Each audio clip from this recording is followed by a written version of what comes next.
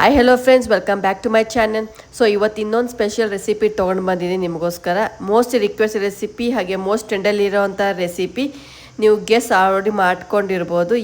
ಇವತ್ತು ನಾವು ಮನೇಲೇ ಹೇಗೆ ನಾವು ತಟ್ಟೆ ಇಡ್ಲಿ ಮೇಲೆ ಹಾಕುವಂಥ ಒಂದು ಪೌಡರ್ ಅಥವಾ ಗನ್ ಪೌಡರ್ ಮನೇಲೇ ಹೇಗೆ ಮಾಡ್ಕೋಬೋದು ಅಂತ ತೋರಿಸ್ಕೊಡ್ತಾಯಿನಿ. ತುಂಬ ಸಿಂಪಲ್ ಇಂಗ್ರೀಡಿಯೆಂಟ್ಸಿಂದ ನಾವು ಮನೇಲೇ ಮಾಡ್ಬೋದು.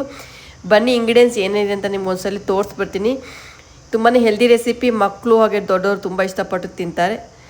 ಸೊ ನೋಡಿ ಏನೇನು ಇಂಗ್ರೀಡಿಯೆಂಟ್ಸ್ ಒಂದ್ಸಲ ನೋಡ್ಕೊಂಬಿಡೋಣ. ಸೊ ನಾನು 2 ಟೇಬಲ್ ಸ್ಪೂನಷ್ಟು ಕಡಲೆಬೇಳೆ, 2 ಟೇಬಲ್ ಸ್ಪೂನಷ್ಟು ಉದ್ದಿನಬೇಳೆ, 2 ಟೇಬಲ್ ಸ್ಪೂನಷ್ಟು ನಾನು ಕಡಲೆ ಬೀಜ ಅಂತ ತೊಗೊತಾ ಇದ್ದೀನಿ.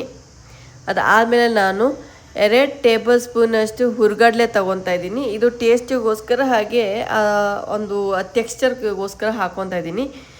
ಸೊ ಇದು ತುಂಬಾ ಮೇನ್ ಇಂಪಾರ್ಟೆಂಟ್ ಇಂಗ್ರೀಡಿಯೆಂಟು ಈ ರೆಸಿಪಿಗೆ. ಸೊ ಈ ರೆಸಿಪಿ ನಿಮ್ಗೆ ಇಷ್ಟ ಆದರೆ ಲೈಕ್ ಆಗಿ ಸಬ್ಸ್ಕ್ರೈಬ್ ಮಾಡ್ಕೊಳ್ಳಿ, ಫ್ರೆಂಡ್ಸ್ ಕೂಡ ಶೇರ್ ಮಾಡ್ಕೊಳ್ಳಿ. ತುಂಬಾ ಟೇಸ್ಟಿಯಾಗಿ ಬರುತ್ತೆ. ಅದಾದಮೇಲೆ ನಾನು 1 ಲಿಂಬೆನ ಸೈಜಷ್ಟು ಹುಣಸೆಹಣ್ಣು ತೊಗೊತಾ ಇದ್ದೀನಿ. ಅದಾದಮೇಲೆ ಘಮಕ್ಕೋಸ್ಕರ ಹಿಂಗು, ಒಂದು 5ರಿಂದ 6 ಗುಂಟೂರು ಮೆಣಸಿನ್ಕಾಯಿ ತೊಗೊತಾ ಇದ್ದೀನಿ. 10ರಿಂದ 15 ಬ್ಯಾಡಗಿ ಮೆಣಸಿನ್ಕಾಯಿ ತೊಗೊತಾ ಇದ್ದೀನಿ. ಬ್ಯಾಡಗಿ ಮೆಣಸಿನ್ಕಾಯಿ ಕಲರ್ಗೋಸ್ಕರ ತೊಗೊತಾ ಇದ್ದೀನಿ. ಅದೇ ಗುಂಟೂರು ಮೆಣಸಿನ್ಕಾಯಿ ನಾನು ಖಾರಕ್ಕೋಸ್ಕರ ತೊಗೊತಾ ಇದ್ದೀನಿ. ಸ್ವಲ್ಪ ಸ್ಪೈಸಿ ತಿಂತೀರಂದರೆ ಇನ್ನೂ 1-2 ಗುಂಟೂರು ಮೆಣಸಿನ್ಕಾಯಿ ಜಾಸ್ತಿ ಹಾಕ್ಕೊಳ್ಳಿ.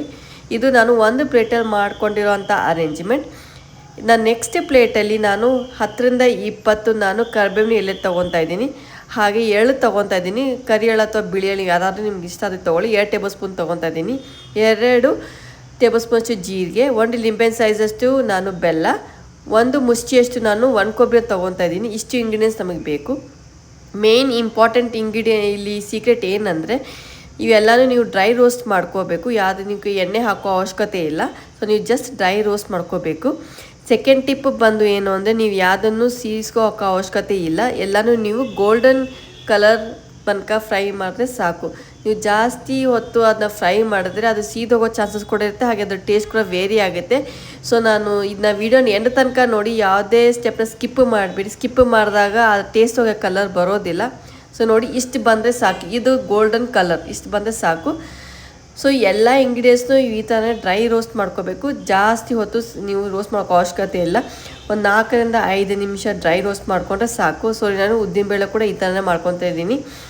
ಸೊ ನೆಕ್ಸ್ಟ್ ನಾನು ಕರಿಬೇವಿನ ಎಲೆ, ನಾನು ಏನೇನು ಇಂಗ್ರೀಡಿಯೆಂಟ್ಸ್ ನಿಮ್ಗೆ ಆಲ್ರೆಡಿ ತೋರಿಸಿದ್ದೆ ಎಲ್ಲನೂ ಡ್ರೈ ರೋಸ್ಟ್ ಮಾಡ್ಕೊತಾ ಇದ್ದೀನಿ. ಡ್ರೈ ರೋಸ್ಟ್ ಮಾಡ್ಕೊಂಡಾದ್ಮೇಲೆ ನೀವು ಎಲ್ಲನೂ ತಣ್ಣಗಾಗಕ್ಕೆ ಬಿಟ್ಟು ಆಮೇಲೆ ಮಿಕ್ಸಿಯಲ್ಲಿ ಹಾಕೋಬೇಕಾಗತ್ತೆ.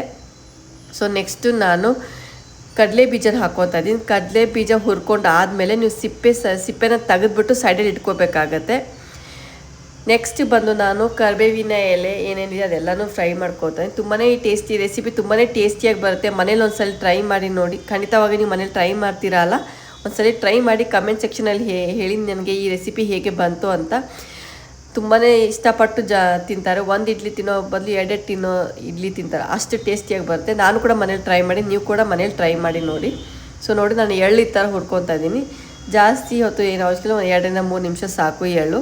ಅದಾದಮೇಲೆ ನಾನು ಫ್ಲೇಮ್ನ ಆಫ್ ಮಾಡ್ಕೊಂಡ್ಬಿಟ್ಟು ನಾನು ಜೀರಿಗೆ ಹಾಗೆ ಜೀರಿಗೆ ಹಾಗೆ ಒಂದು ಸ್ವಲ್ಪ ಕರಿಬೇವಿನ ಎಲೆ ಏನು ಮಾಡ್ಕೊಂಡಿದ್ದಲ್ಲ ಅಷ್ಟೇ ನೀವು ಡ್ರೈ ರೋಸ್ಟ್ ಮಾಡ್ಬೋದು. ಜಸ್ಟ್ ಲೋ ಫ್ಲೇಮ್ ಆದರೆ ಸಾಕು.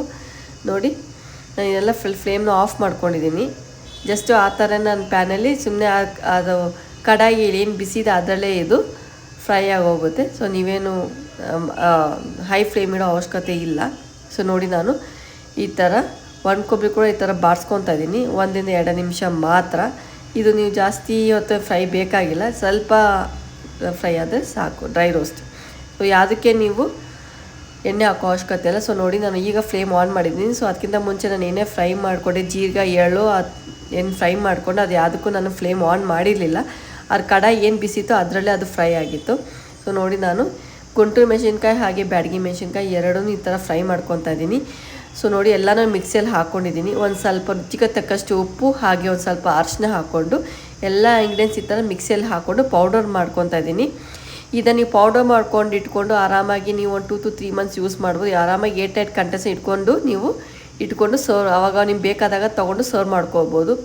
ಸೊ ನೋಡಿ, ಎಷ್ಟು ಚೆನ್ನಾಗಿ ಬಂದಿದೆ ಕಲರ್ ಆಗಿ, ಟೆಕ್ಸ್ಚರ್ ಕೂಡ ಇದು ಪರ್ಫೆಕ್ಟ್ ಕಲರ್. ಸೊ ನಾನು ನಮ್ಮ ಮನೇಲಿ ತಟ್ಟೆ ಇಡ್ಲಿ ಮಾಡಿದೆ. ಸೊ ಅದ್ರ ಮೇಲೆ ನಿಮಗೆ ಹಾಕಿ ತೋರಿಸ್ತೀನಿ.